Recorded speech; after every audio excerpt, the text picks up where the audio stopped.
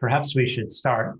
So as those of you who have already joined in the Zoom session probably gathered, Jaime Merino spent some time at Brown, I don't know, quite a while ago, I guess.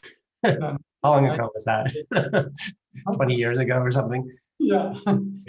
He was a postdoc at Brown, and actually he visited us not too long ago, just a couple of years ago, for an extended visit.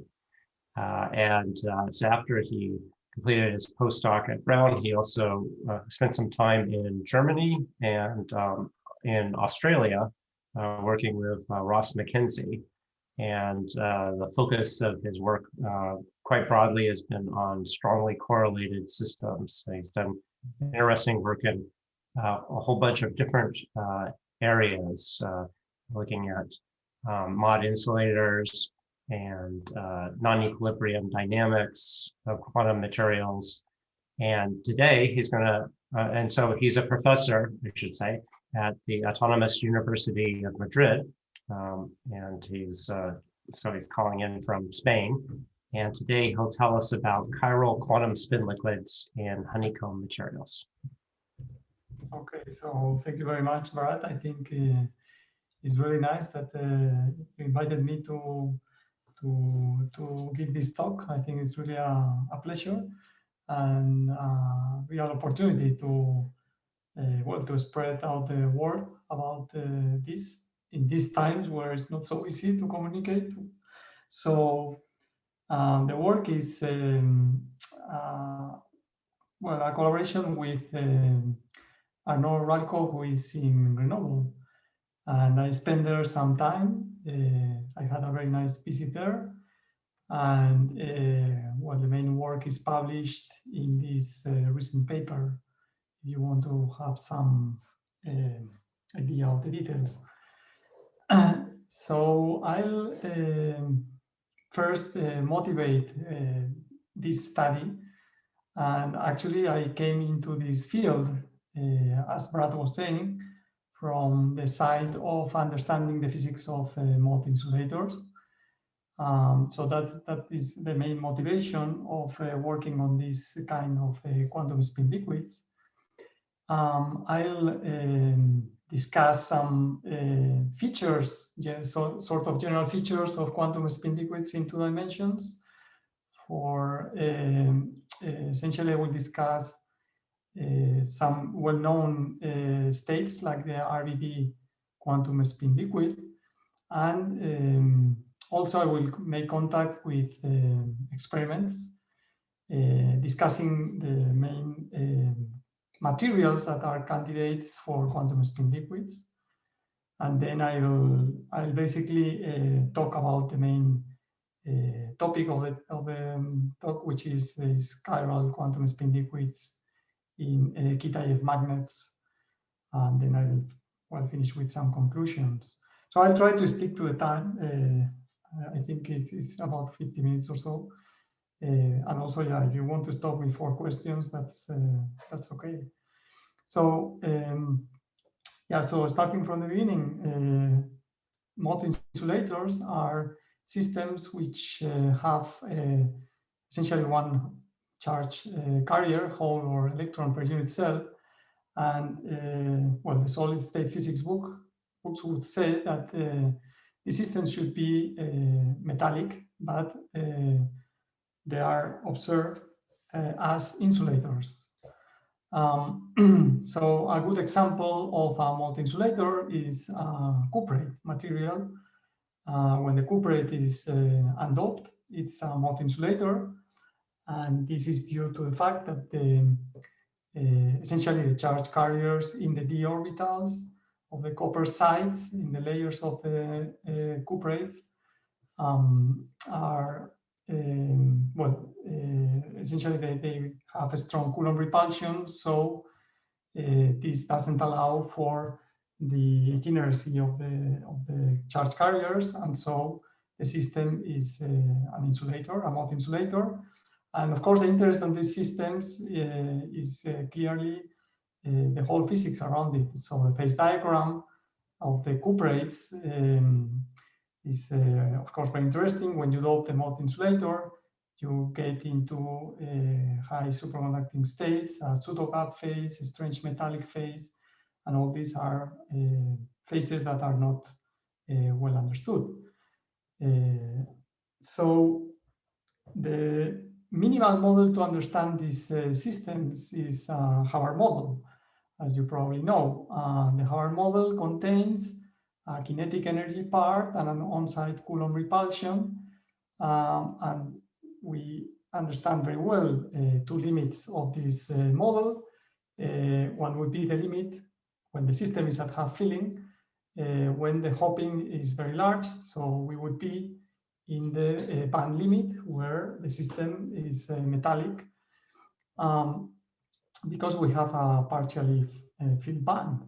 However, when we go into the limit of strong on-site Coulomb repulsion, then we would have a lattice of localized electrons, as you would see here. But the Mott insulator is not just only this. These localized charge carriers are also under the effect of some magnetic exchange. So the spins of the electrons that are localized in the lattice are actually coupled through an antiferromagnetic exchange that can be obtained by just taking into account the virtual processes by which an electron can hop to a neighboring site.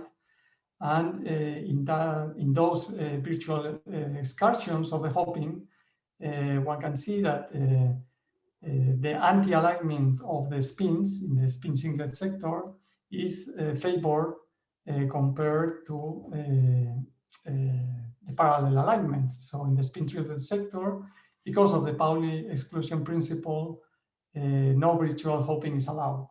So effectively, this means that the Mott insulator contains an antiferromagnetic exchange, which can be derived as 40 squared, where t is the hopping divided by u, and the effective model that describes the magnetic properties of the system is an antiferromagnetic Heisenberg model. So even this model has been a puzzle from the beginning. So historically, there was a strong debate by great physicists like Néel and Landau, who were trying to predict the ground state of the antiferromagnetic Heisenberg model for spin 1/2 local moments. Okay, that would be this Mott insulator state in the simplest realization. So Néel predicted that the ground state would be an alternating spin configuration. So it would be the Néel state.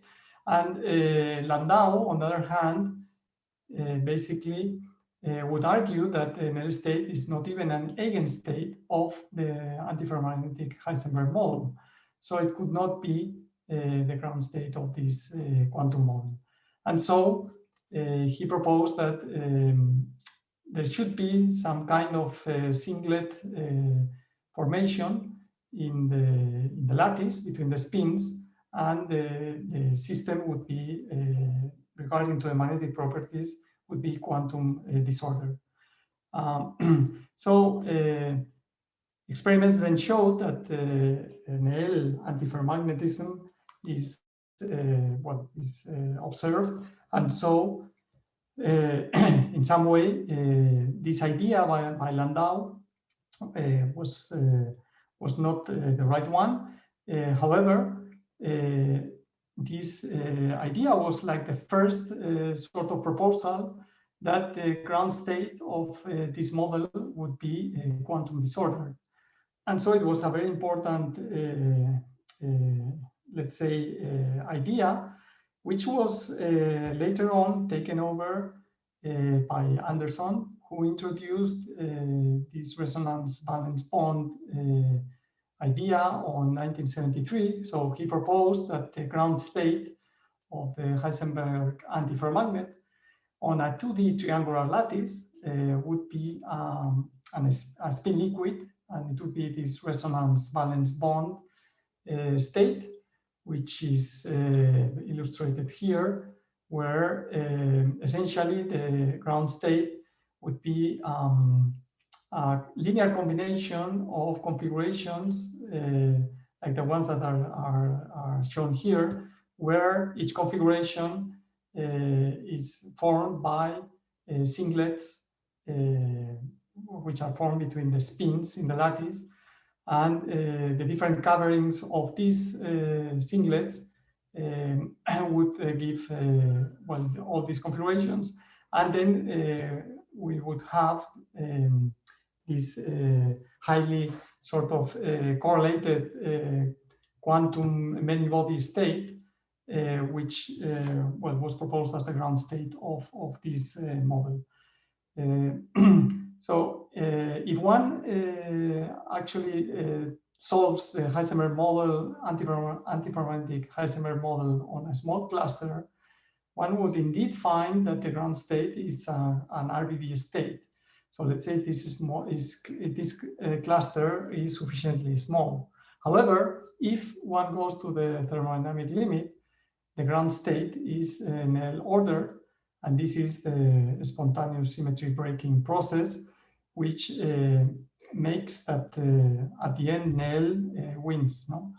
But even so, Anderson was actually making the question of or proposing the idea that this RBB quantum spin liquid can still or may occur, let's say, at t equals 0, avoiding magnetic order. So in some sense that this state is not excluded, and it's a sort of possible ground state. Later on, although this paper, since his prediction was not really realized, even in the triangular lattice, it was found that numerically the ground state is ordered by this 120 degrees Néel state. He then later on suggested that the RBB Mott, that an RBB Mott insulator is almost a superconductor, and so this was an idea proposed in 1988 as a possible way to describe the mechanism of high TC superconductivity. And I guess this was really the idea that drove the interest of many people to try to understand quantum spin liquids as, let's say, as a topic by itself. So even though the idea of RBB, let's say, high TC superconductivity has not been proved. So I would like to show some features of this RBB state, which have been studied, let's say, with a lot of detail, well, describe some, let's say, more modern, a more modern perspective of quantum spin liquids, and in specifically of this RBB state. So the RBB is actually different from a conventional quantum paramagnet. It actually has some hidden, or how is it called now, topological order, and this can be seen from the fact that if one makes a cut in the let's say in the lattice, so cutting the bonds, like this line that is shown here, one would find that there is a number which is the parity of the number of valence bonds in this cut, which is conserved. So this basically defines what is even and odd topology, and it has an important consequence in the ground state, if we put the RBB state on cylinder or on a torus, then we will find that there is some non-trivial degeneracy related to this even-odd topology, and the degeneracy will change from 2 to 4 depending on whether we put it on this cylinder or on a torus. And the other feature of the RBB states is that it sustains fractional excitations, and these are the so-called spin-ons. So in some sense, this is saying that spin liquids are not just conventional disordered state, but they have some more features like this topological order or fractional excitations, which makes them more interesting. So just to illustrate the idea of the spin-ons and fractionalization in the RBB spin liquid, if one breaks a valence bond in a spin liquid, what we would find is that we can actually, as you see in these cartoons, we could actually rearrange the valence bonds in such a way that we can create or separate two individual spin-ons in the lattice, which would be two neutral spin 1/2, let's say, quasi-particle excitations. So they could somehow exist as individual quasi-particles. So having said this, there's of course now the difficulty in some way of defining what is a quantum spin liquid. Actually, I have been reading some of the reviews, and there are like different ways of defining what is a quantum spin liquid. But from what I have been illustrating in the previous slides, it's clear that a quantum spin liquid it's really a Mott insulator where there is no magnetic order at 0 temperature. And this would be in contrast to most antiferromagnetic materials, which display typically a transition to an ordered state at the Néel temperature, which is of the order of the exchange interaction. So this is one aspect. The other aspect about the quantum spin liquid is that it is a true liquid in the sense that there are no broken symmetries and no long-range order, let's say in the Landau sense of the phase transitions. It is a highly entangled quantum many-body state, as we have seen in the RBB. This is a very complicated many-body state, and the entanglement of the state is a modern way of sort of thinking about these quantum spin liquids in the sense that it's not factorizable into a product state in real space. And the other point is that, as we have seen, a quantum spin liquid would host fractional excitations. So these are aspects of quantum spin liquids, and actually sometimes my neighbors would ask me what I'm doing, and when I try to define what is a spin liquid, I find it really hard for someone that doesn't know about this. No, so anyway, so this brings me to the next part of the talk, which is then based on all this, there are some key ingredients for quantum spin liquids. And these key ingredients are basically having small spins. So spin 1/2 favors large quantum fluctuations, and so the disordering of the quantums of the spins in the lattice. Geometrical frustration is of course an ingredient for finding quantum spin liquids. And a strong spin orbit coupling can also lead to certain type of exchange interactions, the so-called quantum compass interactions, which lead to frustration of the magnetic order. So basically, frustration and small spin are the key ingredients for having quantum spin liquids. And this is in fact what is experimentally sort of indicated by some of the materials that are thought to be candidates for quantum spin liquids. One is the kappa ET2 copper cyanide, which is an organic material. So this would be an example of a geometrically frustrated material in which we have essentially spin 1/2 particles on a triangular lattice. The other would be an example of a Kagome material, which is also geometrically frustrated. And finally, this alpha ruthenium chlorine is a honeycomb lattice with pseudo spins 1/2, and they are frustrated due to strong spin-orbit coupling. So it's interesting to notice that the spin liquid in the case of the two-dimensional organics, they are in the, let's say, in the ambient pressure are Mott insulators, and they are spin liquids. That's suggested by the observations. But under pressure, they become superconductors. So it's also a very interesting issue to understand this transition.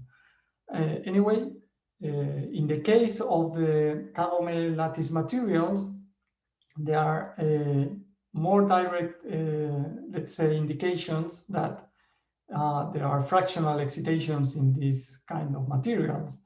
So the inelastic neutron scattering on these materials show that the dynamical magnetic structure factor, which is extracted from these experiments, is rather featureless, which is shown here along a given line or direction of the beryllium zone.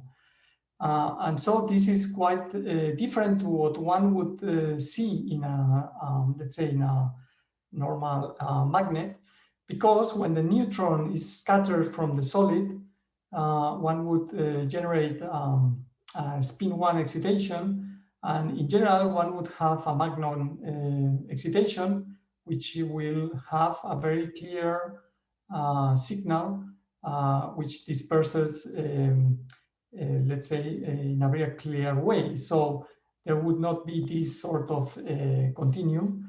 However, this continuum is an indication of the decay of this magnon type excitation onto two fractionalized spin-on particles.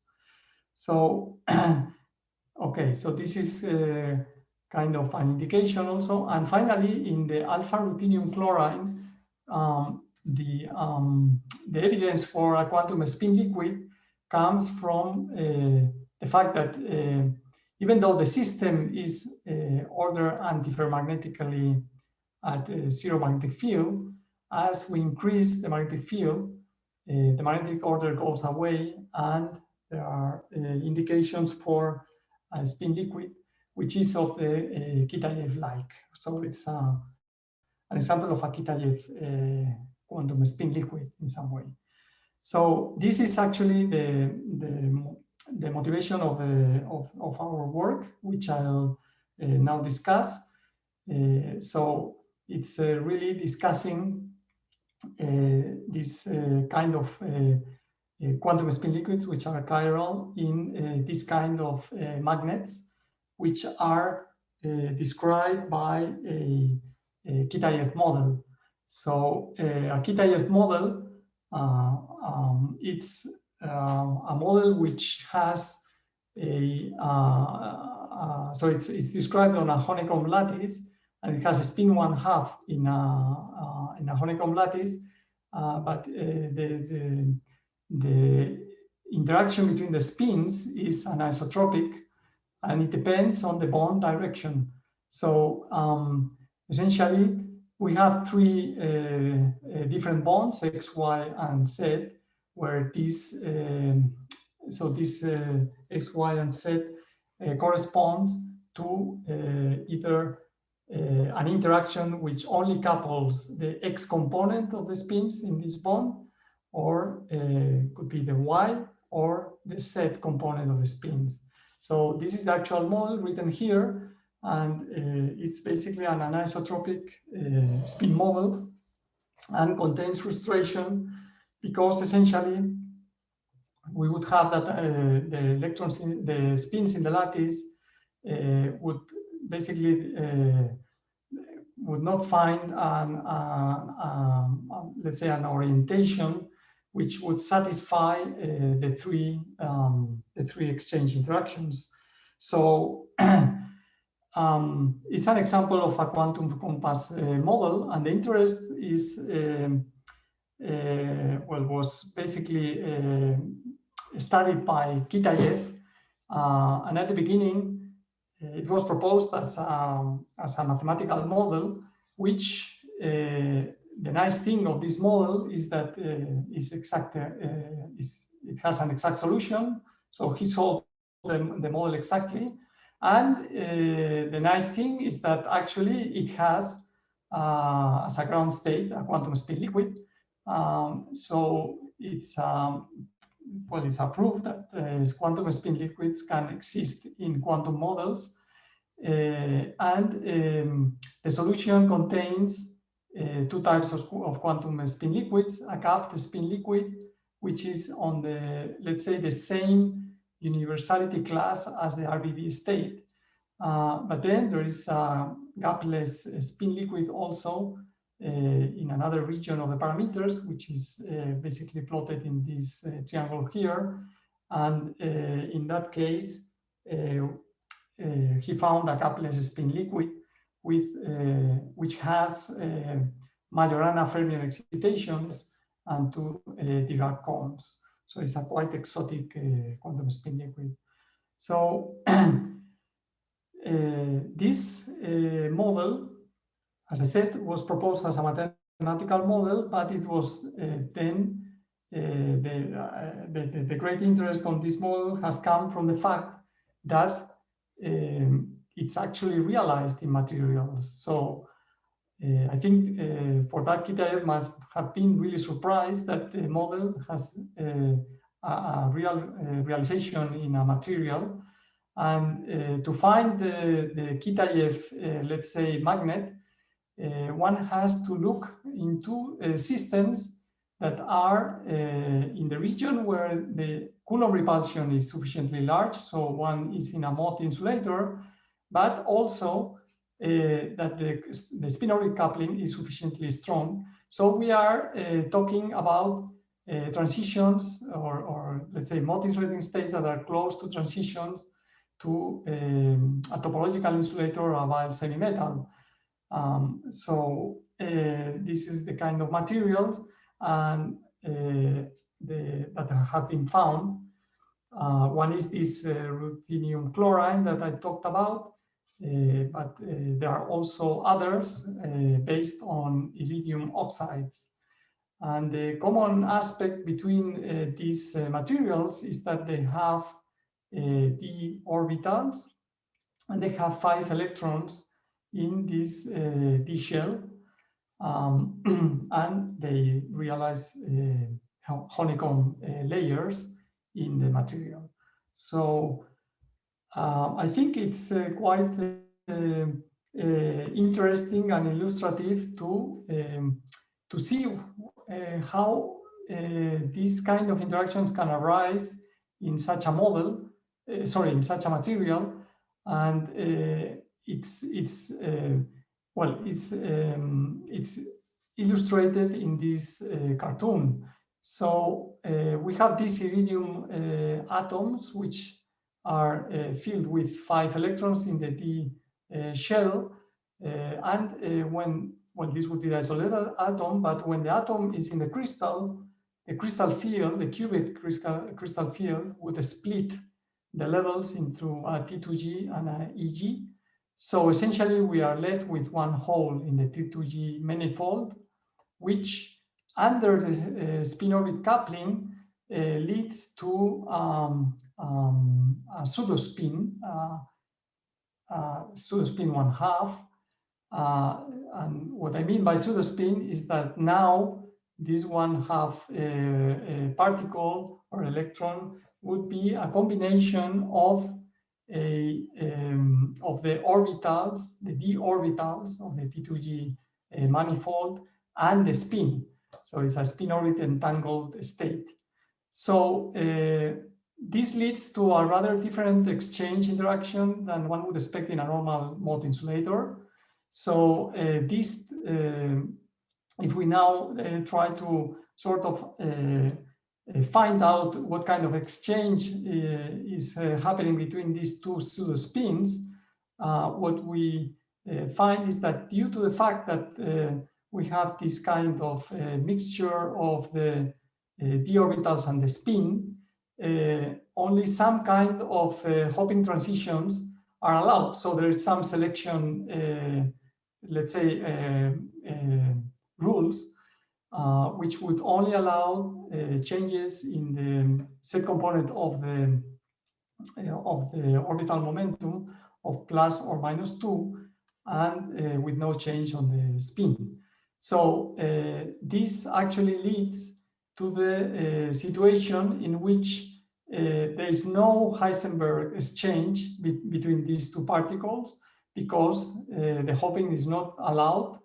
So the hopping doesn't allow for this kind of conventional Heisenberg exchange. However, there is an exchange through the 3/2 orbitals, the spin orbit, let's say pseudo-spin orbitals, and in that case, once these virtual hopping processes occur, the Hund's exchange coupling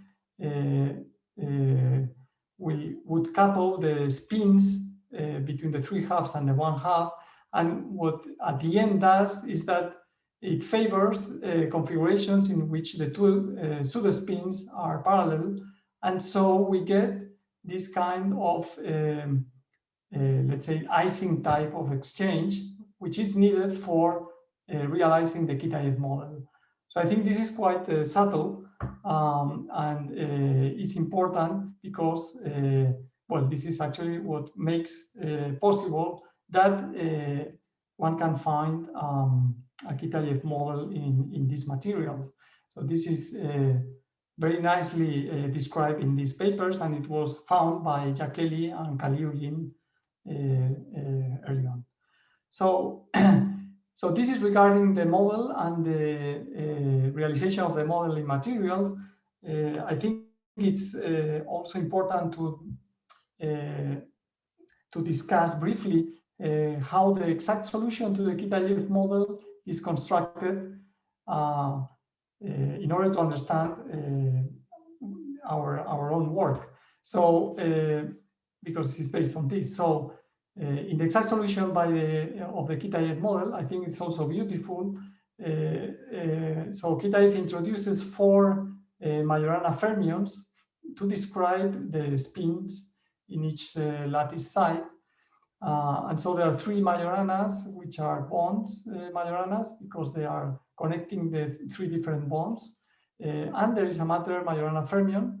And with this, one can construct exactly the spins, the spin operators. And with this transformation, when this transformation is introduced into the spin model, one finds, well, Kitaev found that the model can be written in this way, where basically it's a nearly quadratic Hamiltonian, except that now we have these bond operators. And these bond operators are a product of the 2 Majoranas, depending on the bond. And this, the important point is that these bond operators are found to commute with the Hamiltonian, so they are constants of motion. So one can classify the eigenstates of the Hamiltonian by using the eigenstates of these bond operators, which can only be plus or minus 1, these eigenvalues. So if we fix these bond values, then we end up with a quadratic Hamiltonian on the matter Majoranas, and we can determine the eigenstates of the Hamiltonian. So so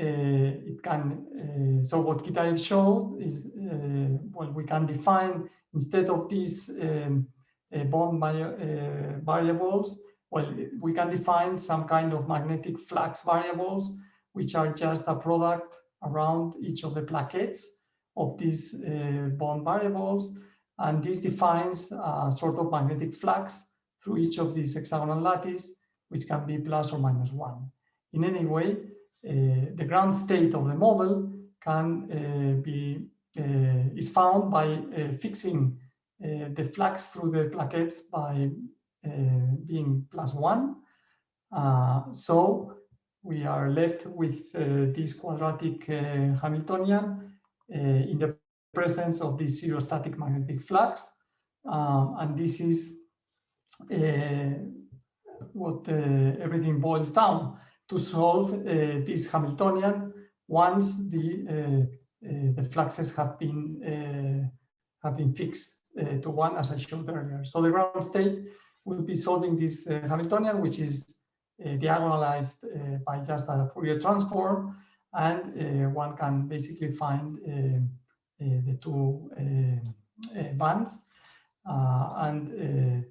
If one is at the isotropic point where all the values of the interactions, the Kitaev interactions, are the same, we have two Dirac cones, as in graphene, let's say, and we would have that they are at the k and k prime points of the Brillouin zone.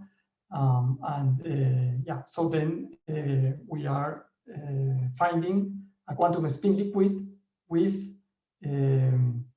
which is gapless and has these Dirac cones.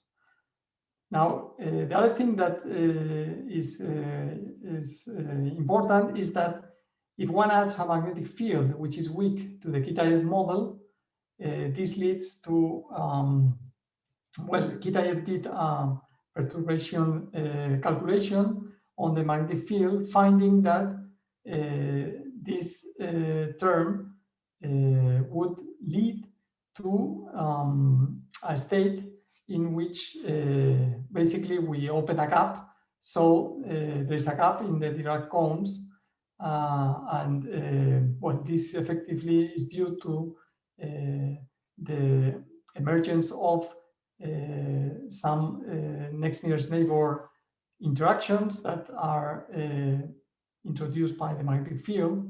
And essentially, we are finding, or he found, a gapped chiral quantum spin liquid, which has a non-zero Chern number of plus or minus 1. Okay, so under a weak magnetic field, then the system becomes a gapped quantum spin liquid, and this was also shown by Kitaev. Okay, so after all this, I want to show our main results. So what we have done is to, having in mind experiments, or let's say if we add a strong, or let's say moderate to a strong magnetic field to the Kitaev model, or we add a Dzyaloshinskii-Moriya contribution, then we don't have an exact solution and we need other kind of treatments, right? So we consider a more, let's say, general model where we have the Kitaev interaction, the magnetic field, and a DM interaction, having in mind materials, right? So in order to do this, what we did was a Majorana mean field theory, which means that we basically decouple using a straightforward Hartree-Fock mean field decoupling of the Majoranas into a magnetic and a spin liquid channel. By doing this decoupling and imposing the constraints needed to actually recover the spin Hilbert space, so this is needed to actually have that the spin operator, that the Hilbert space is really the space of the spins. So by solving this problem, we could search for a different kind of possible quantum spin liquid spaces in this system. So if we just go to the limit of the Kitaev model, then the spectrum that we get looks like this. So we would recover the Dirac combs as in the Majorana solution, and we also have these bands, flat bands, that describe the localized fluxes, these C2 gauge fluxes that I discussed in the exact solution. So these are separated by a gap, which basically is the energy related to changing the flux on one of these plaquettes from +1 to -1. Okay, so essentially we are recovering the exact solution and the exact energy of the system. So now when we introduce the magnetic field, we take a magnetic field along the 1, 1, 1 direction. So now we are only considering the magnetic field. Here is a plot of the gap, the magnetic moment, and the Chern number as a function of the magnetic field. Then what we will find is that the gap, well, as you see here, opens immediately as the magnetic field is increased. So this is the topologically gapped quantum spin liquid that was that I discussed, and that was found by Kitaev when a small magnetic field is added or is applied to the Kitaev model. Okay, so this would be recovering essentially his solution. So the interesting part is when one keeps increasing the magnetic field. So this would be the spectrum for the case where the magnetic field is small. So essentially is like the solution of the Kitaev model, although there's some splitting of the flux bands. Now the Dirac points are capped. Okay, so this result is consistent, as I said, with the exact the perturbative treatment of the field made by Kitaev. But now the interesting part, let's say, is as we keep increasing the magnetic field, then we keep increasing the gap, although now the variation of the gap is not going like the magnetic field cube as expected in the perturbation theory, but it's increasing a different, so it's going linearly. And the spectrum at this larger magnetic field looks like this figure here. So now one can see how there is a deformation of the Dirac combs, and they get mixed with the flat bands of the localized fluxes, right? So so in some sense, what we are seeing is that the bond Majoranas are now not flat, but they are becoming dispersive.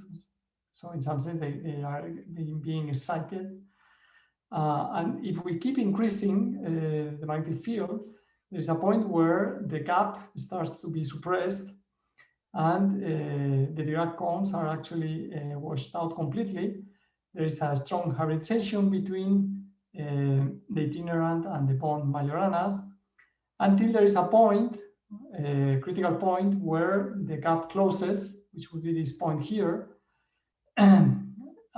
It closes at certain points, the end points in the Brillouin zone, and there is a topological transition, because at this point we see how the Chern number, which is shown here, has a drop from +1 to -2, and the gap reopens, And essentially, in this intermediate region, we seem to find a gapped quantum spin liquid with a Chern number of -2. And then, well, if we keep increasing, we will reach the topologically trivial polarized insulating phase, okay, which will appear when the magnetic field is very large. Okay, so this is one of the important results, and now I would like to just show what happens when we put the Dzyaloshinskii-Moriya interaction with no magnetic field.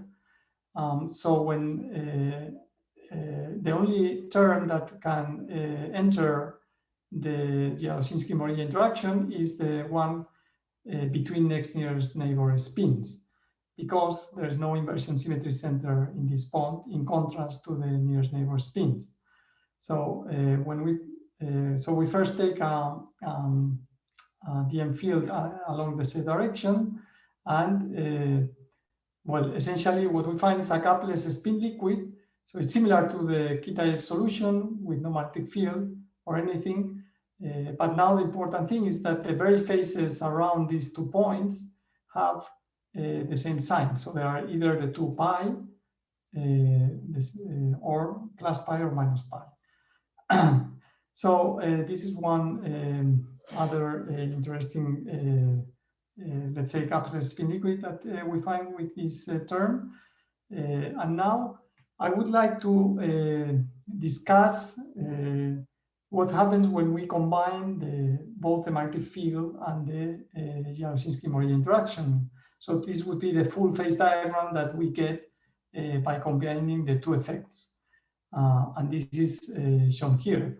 So essentially we have in each of these vertices either the Kitaev spin liquid, the fully polarized, or a regime where only the DM is acting. And the size of these symbols here is the size of the gap. So essentially, when we increase the DM and there's no magnetic field, we would just have this gapless state I just mentioned.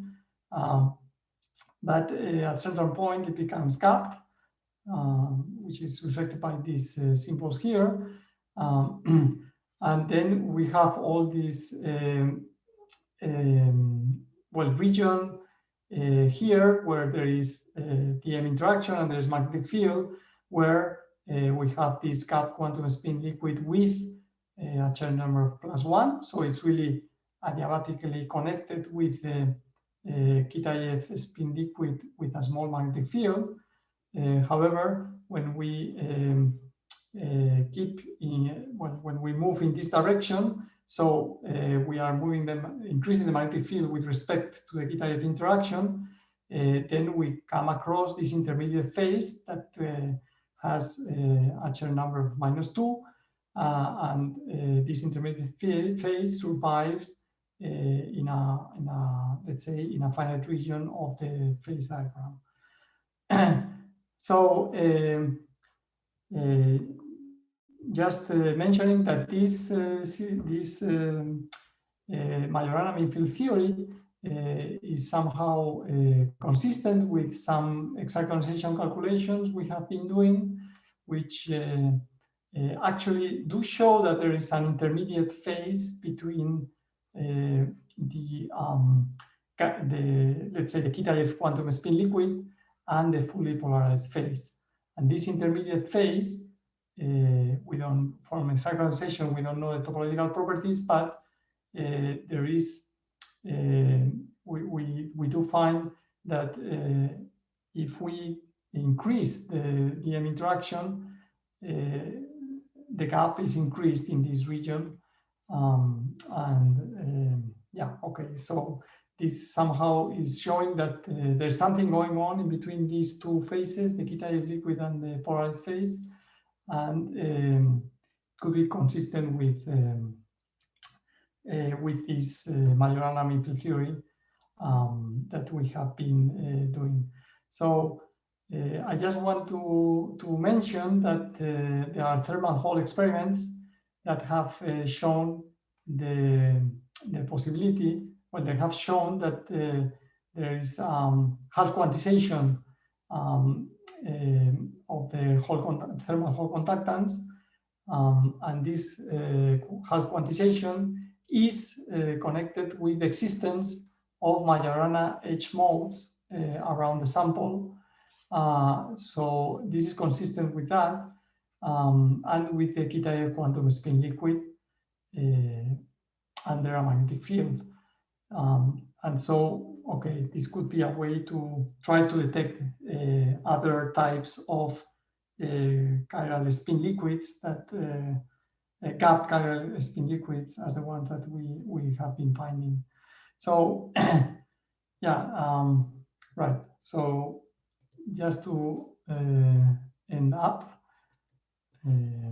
yeah, I don't know why it doesn't continue.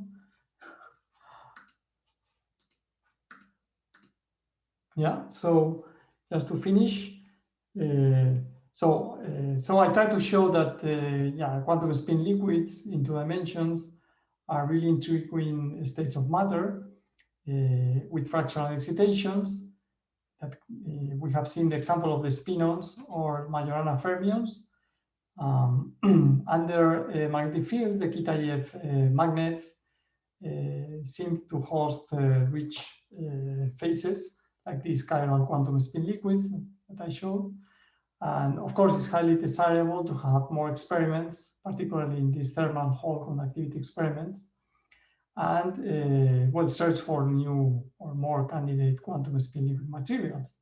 So this, yeah, this would end up the presentation. So thank you very much for the attention, and that's it. All right. Thank you, Jaime. Are there any questions?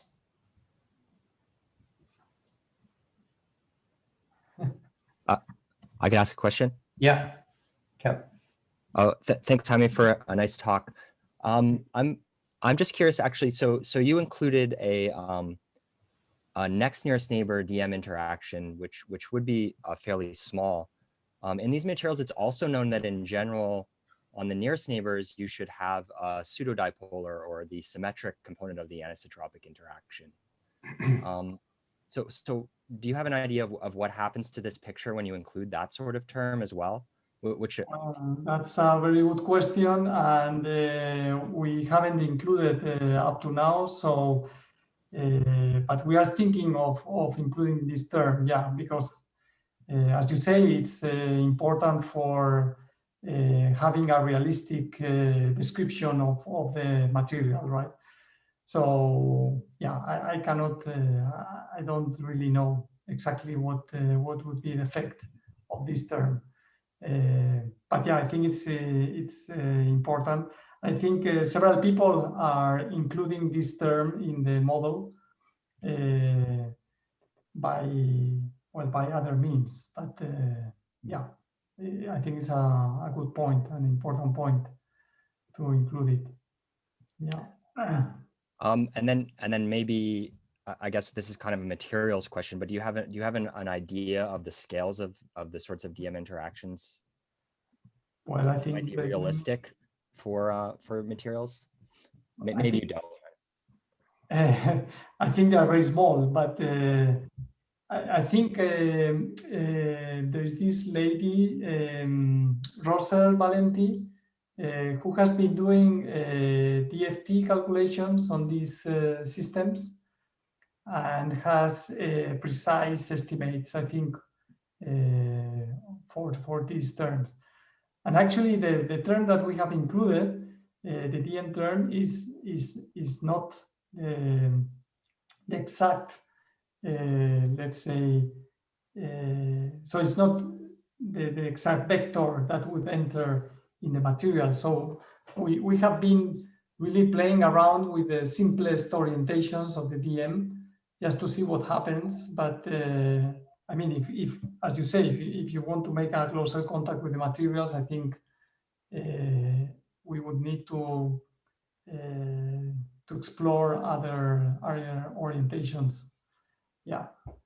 So, but again, I think if you want that estimate, I can dig it up. I think it's in the papers by Rosser Valenti. Yeah.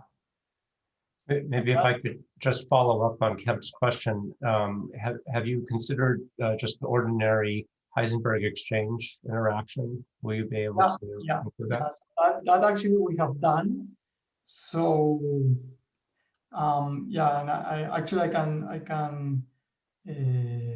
guess I can show you the results. So yeah, if you put the J, let me see if I can show you this, the Heisenberg exchange terms, we do still have, right, so it will be this, right? We do still have the Kitaev quantum spin liquid, right? So, well, the one thing that we would find is that there is this zigzag ordering instead of the Kitaev quantum spin liquid. So the Heisenberg term can lead to different, let's say, magnetic orderings. One would be the zigzag, which is actually observed in the materials. Yeah, so depending on the values of these J's, which is what is plotted here, you could recover different Néel or zigzag states, right? So this we explored, and I think it's this was also explored early on by Jacqueline and collaborators doing exactalization, and I think they could explain the fact that in the materials the zigzag ordering is the one that dominates. So zigzag is a kind of spin ordering. Yeah. So okay. It's really this. I think I have shown it here in the phase diagram in the material. So there is this. Yeah, here. This is really this one, right? So I can. Okay. Right. So. Right, so you have, this is what is called zigzag antiferromagnetic order, right? So yeah, so if you put the Kitaev and the right, let's say, exchange interactions, you would find this antiferromagnetic order. Yeah. Great, thank you. Right. You're welcome. Any other questions?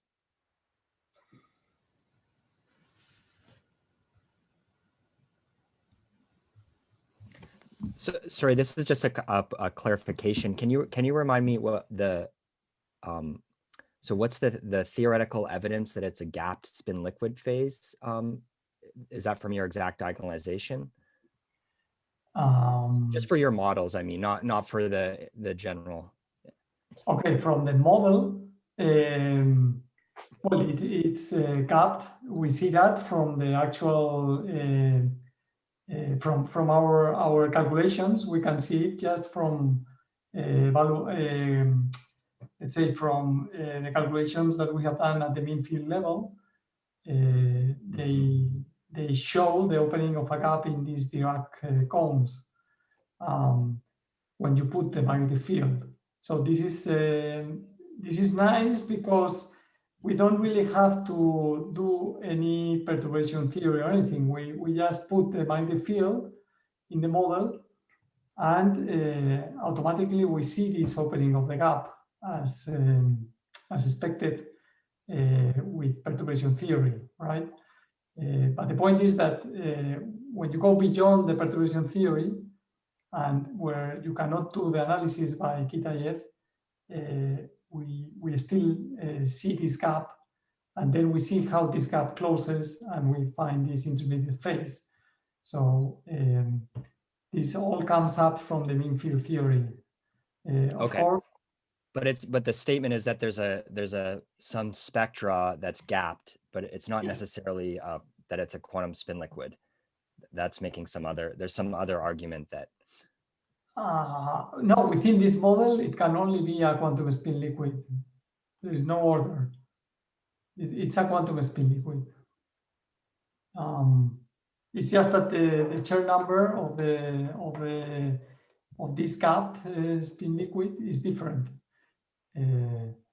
So in the same way that Kitaev has this, let's say this gapless spin liquid when there's no magnetic field. This is a gapless spin liquid. When he cranks up the magnetic field, it's opening a gap, and the system is still a spin liquid. So of course you could also compute the spin correlation functions, spin correlations or things like that, and you would find that there is no magnons, or there is nothing showing order.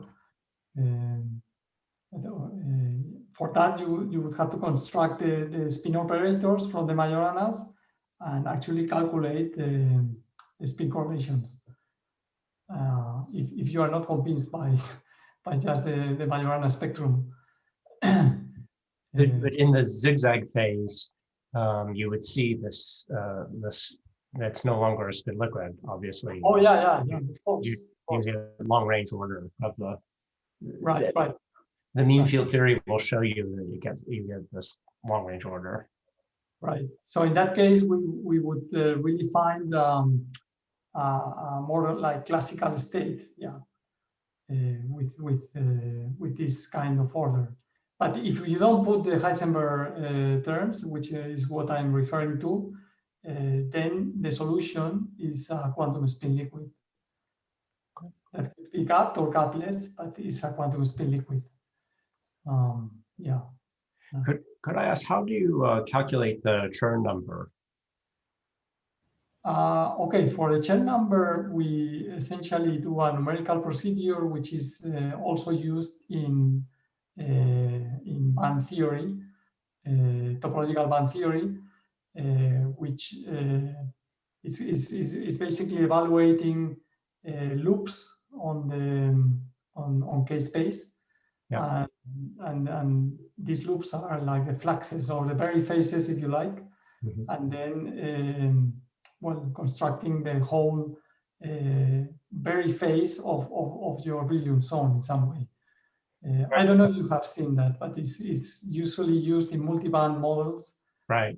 No, I've definitely been using that for a different problem. But so what allows you to do that is you have, since you're doing a Hartree-Fock type of theory, then it's a band. It's a free band, so you can apply these same techniques. I see.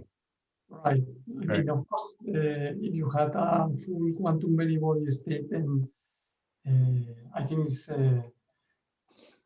much more, much less straightforward, right? I'm not. I don't know how to do that actually. So I guess one could look at some kind of boundary conditions and so on, things like that, no? Entanglement, I don't know. Right. Yeah. Are there any other questions?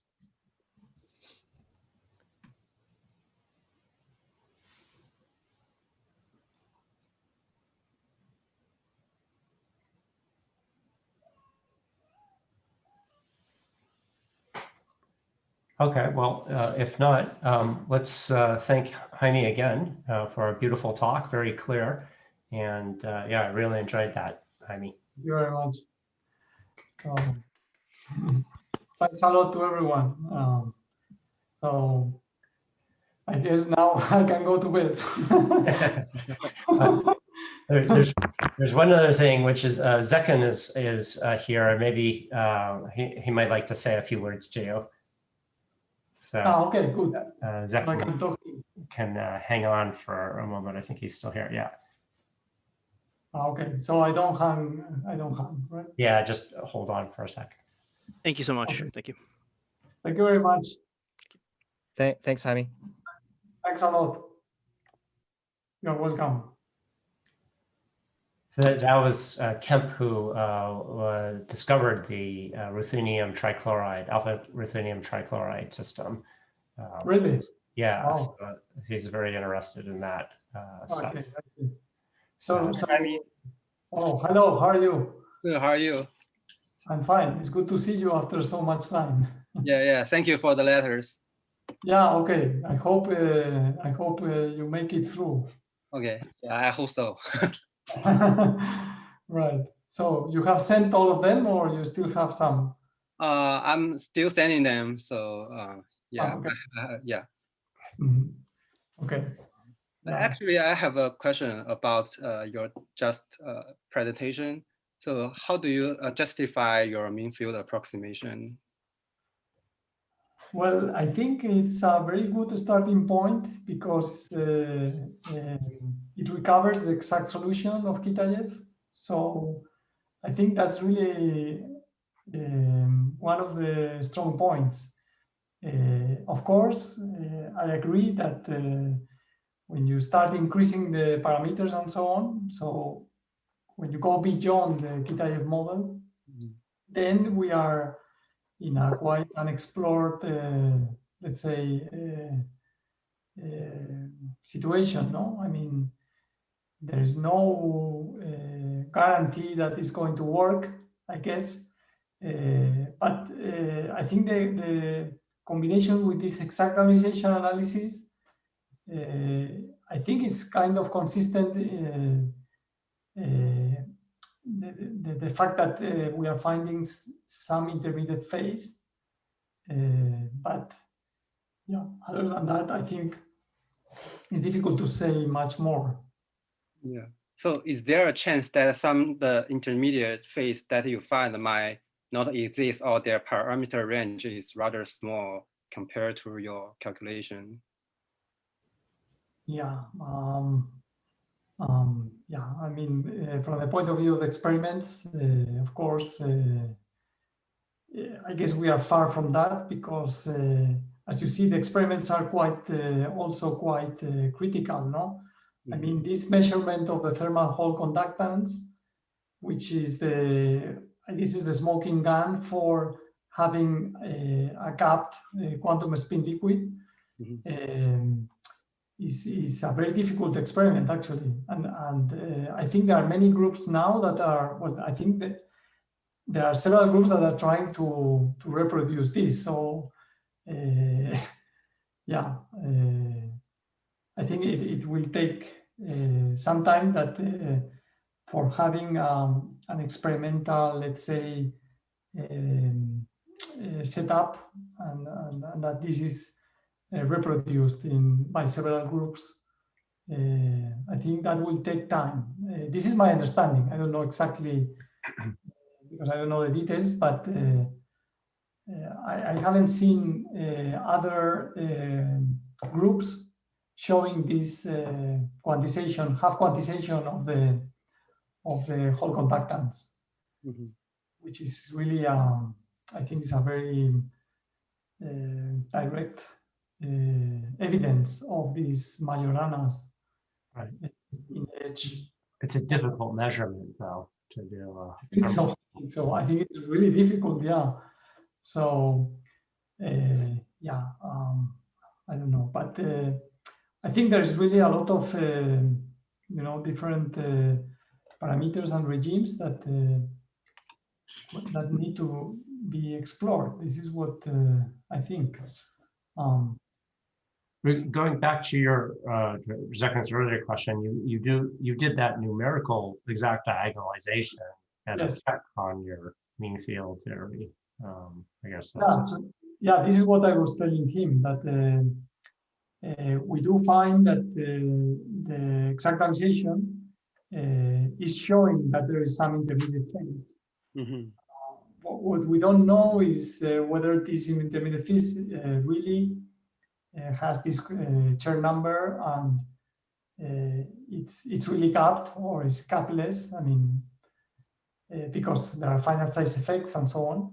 But the the way that the gap is behaving, it looks very similar to the mean field theory. So okay, I think it's really nice that we have that alternative calculation. Yeah.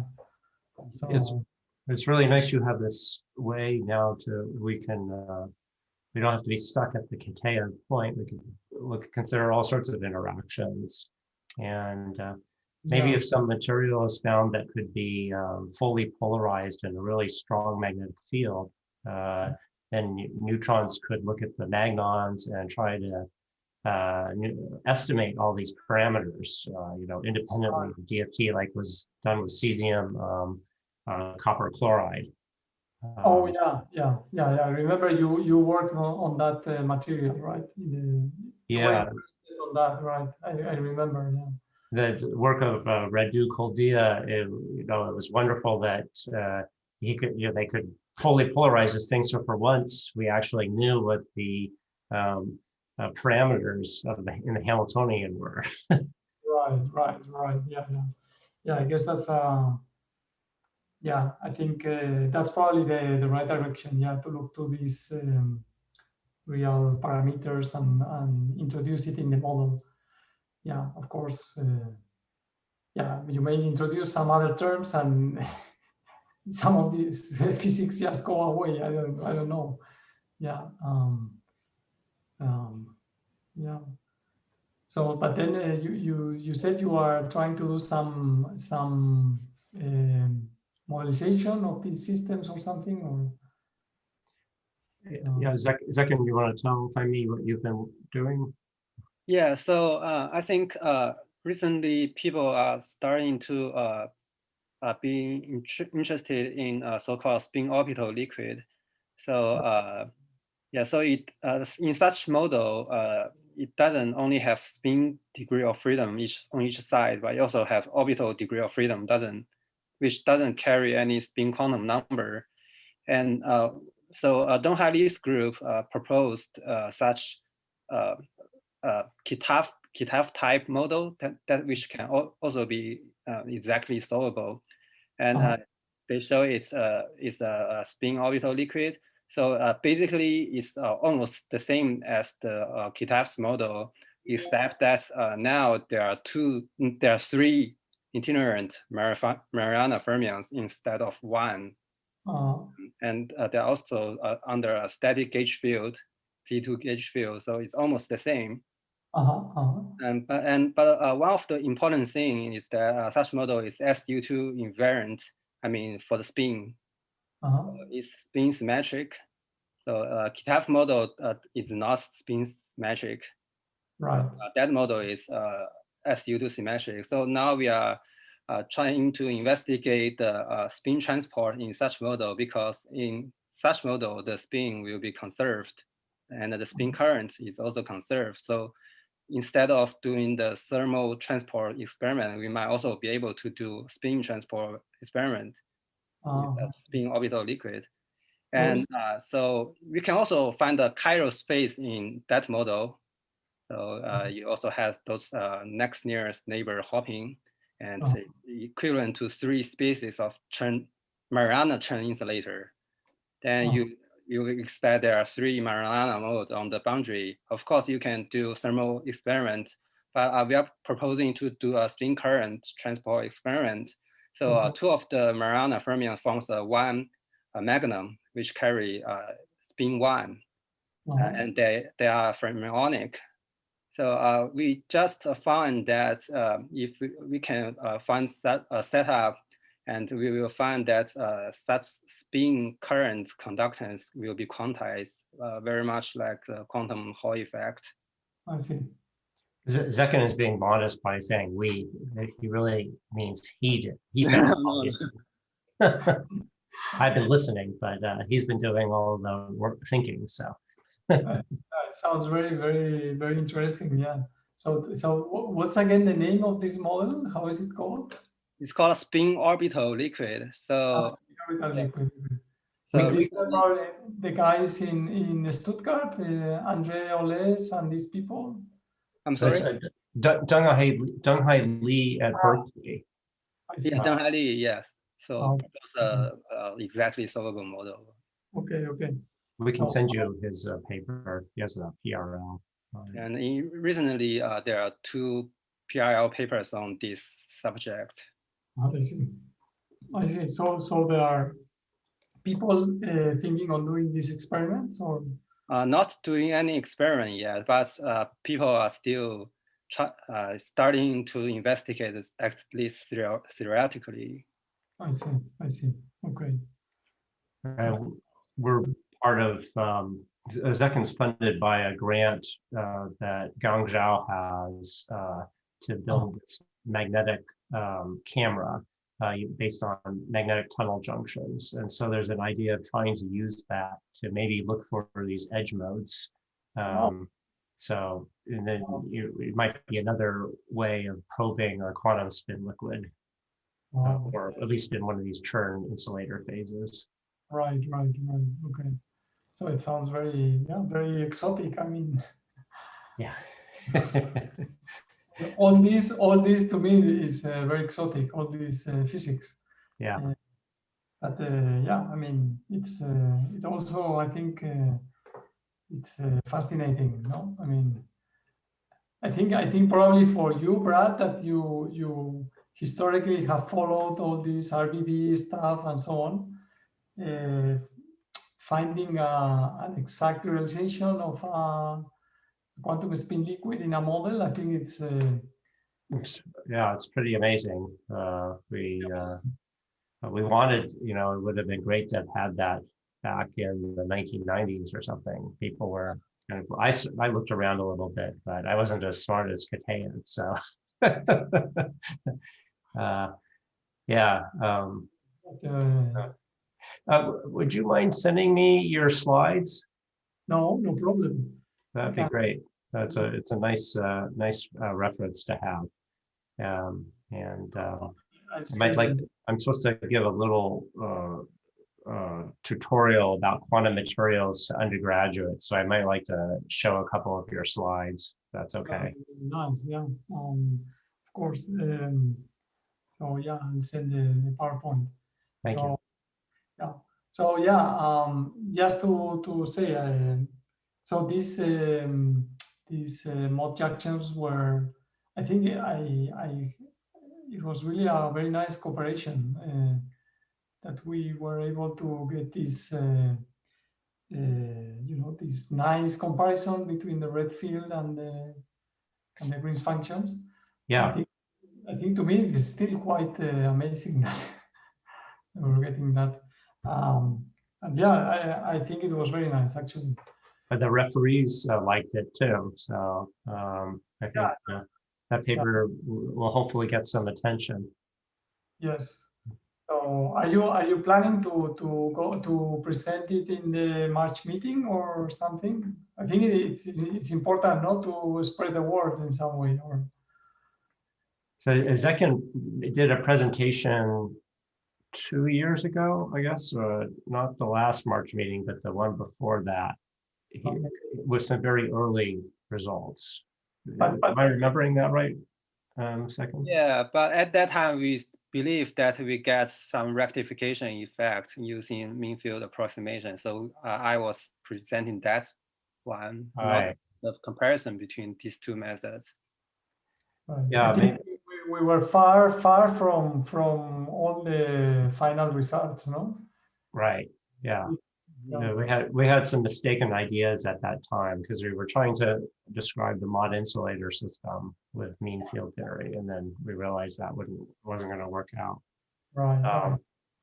But yeah, so with Gong Zhao's experiment that he's writing up, we could use this, as I mentioned, adapt it for the Schottky junction and match his experiments, see if we could match his experiments. That might be a nice follow-up for that. Yeah, to make contact with experiments. Yeah, of course. If you have the experiments there, I think that would be amazing. No, that one could show that the theory is grasping that. No, I mean, especially if we could go beyond just the classic Schottky diode treatment you find in the textbooks. Yeah, yeah. So I guess we're going to think about that once Gong gives us his draft paper. And Right, of course. yeah. So yeah, I see that you are in different topics. So of course, that for a PhD is really challenging to be in two different sort of very different topics, right? Yeah, but I'm enjoying it. No, I think it's great, but I think it's really very challenging. I think it's very nice that you do it, but I understand that it takes time, effort, and it's challenging. But, He has really three topics. The third one was this resistive NMR experiment with the topological insulators.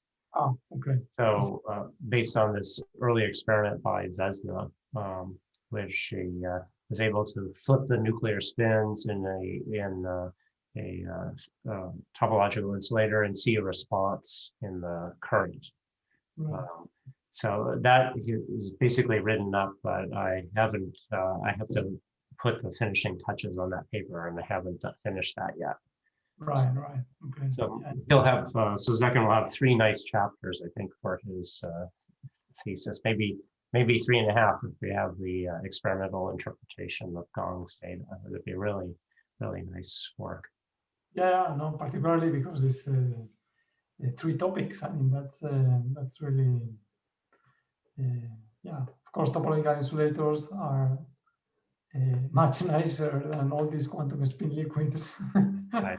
Yeah. At least until the Kitaev found his solution. Yeah, that's right. Yeah. I have to go, and I know it's late there, but I want to thank you again very much for your talk. It was really clear, and that was right at the appropriate level for the audience. So okay, thank you. I hope, there was good attendance, so so I was pleased with that. very good. So Yeah, thank you very much for the invitation.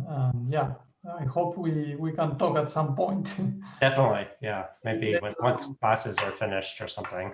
Yeah, I'm also very busy now with classes and all kinds of stuff. So yeah. Yeah. Well, I appreciate you taking the time out to do this. Okay, thank you. So stay safe and keep in touch. You too. Good night. Bye.